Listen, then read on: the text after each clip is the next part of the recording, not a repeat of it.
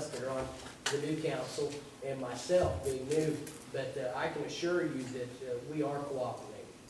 Thanks. Okay? Yeah. And it is overwhelming, and that's what you as citizens have to realize, it's gonna take time to implement these recommendations and to get the city back on board and back on track. It's not gonna be an overnight process, it's not gonna be, 2 months down the road. And even when we come back in 90 days or 180 days, it's still gonna be a process. And, our hope when we come back is not necessarily that everything's going to be all fine and it's going to be just great here, but that you're in the middle of that process and you're heading in the right direction. And hopefully when we come back, if there's any need for us to make additional recommendations or to pinpoint certain things that need to be done, that we can do that as well.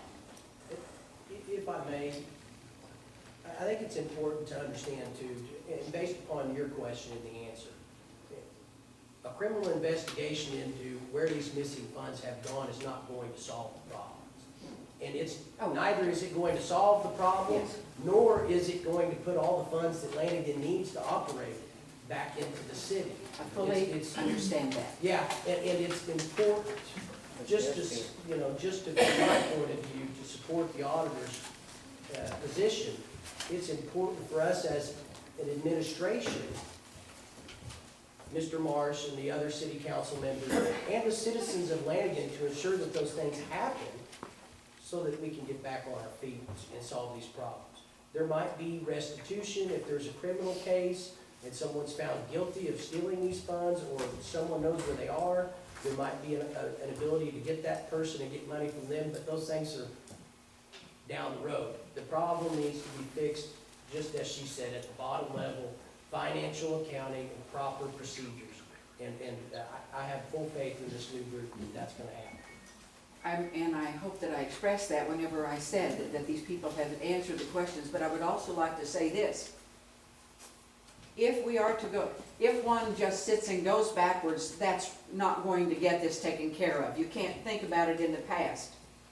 And a lot of this could truly be because of a lack of paper trail. Can we say that or not? Well, a lot of the lack of documentation and lack of control and lack of policies and lack of procedures has let a lot of this occur. Yes, okay, that's, thank you. Thank you. As I said earlier, a petition process is the citizens standing up and saying, we want the auditor to show up and we want the auditor to do this audit per the statutes. That's what we've done here. We appreciate the size of the crowd tonight. Auditor Schweik thinks that these audits need to be presented face to face. We could have just released it and let you, muddle through it and ask questions if they came to it. So there's been a lot of muddling through, so it's a good thing that people are here. I agree.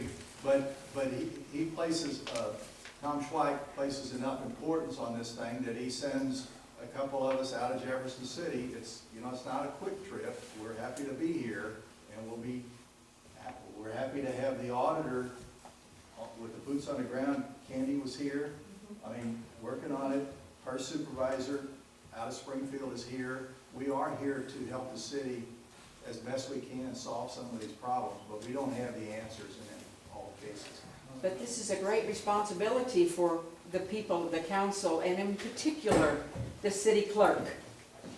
Does she have accessibility to you at any point in time to call and say, all right, how do we go about this? Is this the way we should be going about it? Oh, trust me, she does. She has her contact now for free. She has our number. Hopefully it's on speed dial. So. Hopefully they do.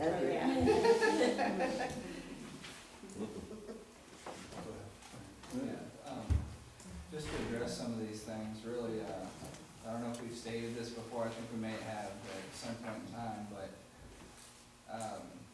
myself as the mayor and the council members, and along with our city clerk and all those, we didn't take these positions lightly, or take these, to get our name in the paper for the excellent pay, things like that, you know, really for us, it was an issue of we see things wrong, then it's better to get up and actually do something about it and set aside, you know, just keep saying what we think should be done. So, you know, that's something, we don't take anything standing down, and we don't really shy away from any challenges. If we have an issue, we deal with it. And, you know, so that's, for us, every day, we're going in and trying to fix this, or trying to fix that, so there's always something going on. But, you know, that's why I wanted the distinction, I think, on the report, from saying is doing or isn't doing, you know, to wasn't doing, that kind of thing. Because, I mean, you can check, you know, we're pretty transparent, everything that we're saying is actually being implemented and done, you know. And, you know, it's pretty much a 24-hour thing for us. So we're constantly trying to do everything we can to get this city back under control, you know, and actually go somewhere. So we're not gonna let our city go anywhere. That's what I'm saying. Thank you.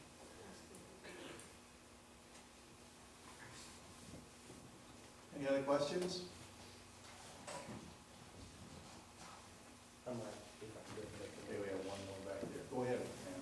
I would just like a statement, and most people don't know, but this city there's not even been an independent yearly audit since the 90s. So if those procedures would have been in place, could something like this have been caught?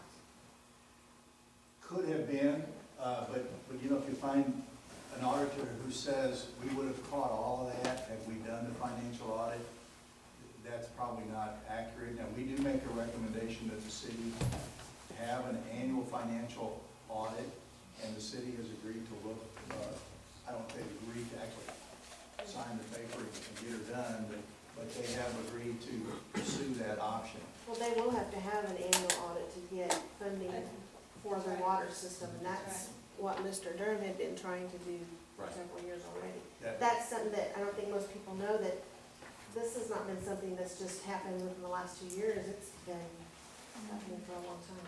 And we were critical of the city in the past, not submitting a budget that's required, showing, filing that with the auditor's office, showing beginning, ending balances, last 2 years' history.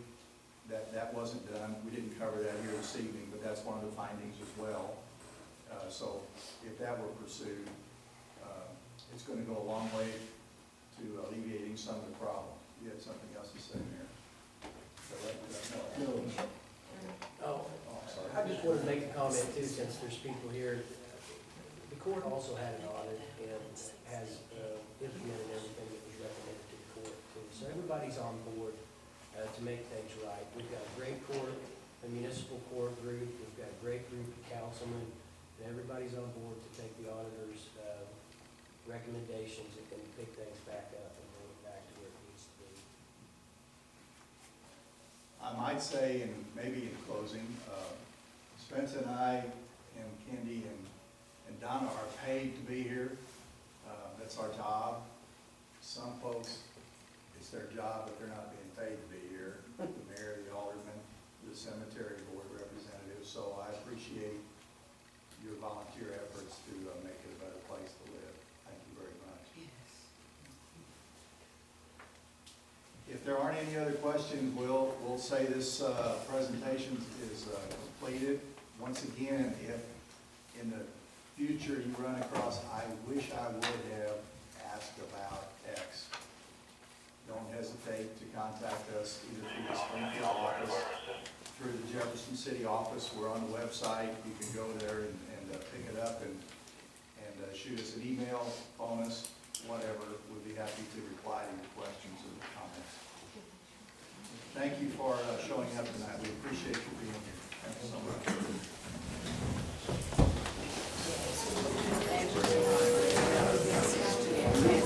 Yeah.